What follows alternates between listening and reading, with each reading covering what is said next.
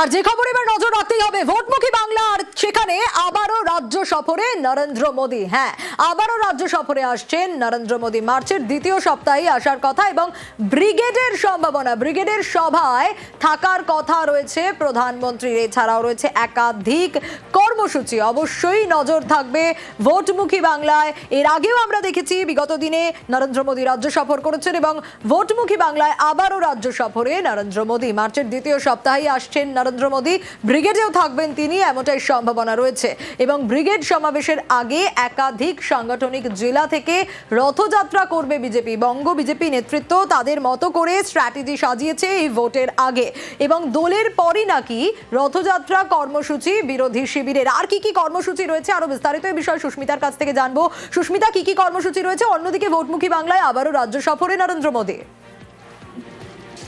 ভোটমুখী বঙ্গে আবারও বঙ্গ সফরে বা রাজ্য সফরে আসছেন মোদী, এবং মার্চের প্রথম দিকেই তিনি আসবেন বলেই এখনো পর্যন্ত বিজেপি সূত্রে খবর। এবং কলকাতা শহরে তার একটি বড় জনসভা করার পরিকল্পনা রয়েছে মার্চের দ্বিতীয় সপ্তাহে, এমনটাই এখনো পর্যন্ত চূড়ান্ত বলেই জানা যাচ্ছে। তবে দিন এখনো পর্যন্ত বিজেপি নেতৃত্ব দিনক্ষণ কেউ প্রকাশ্যে আনতে চাইছেন না।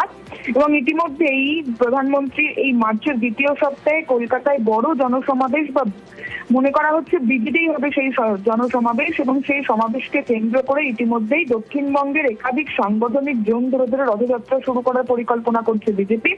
এবং সেই রথ ধরে ধরে বিজেপির সাংগঠনিক জেলায় চলবে প্রচার। তার পাশাপাশি সেই রথগুলি আসবে ব্রিগেডে মোদীর জনসভায় এখনো পর্যন্ত, এমনটাই বিজেপি সূত্রে খবর।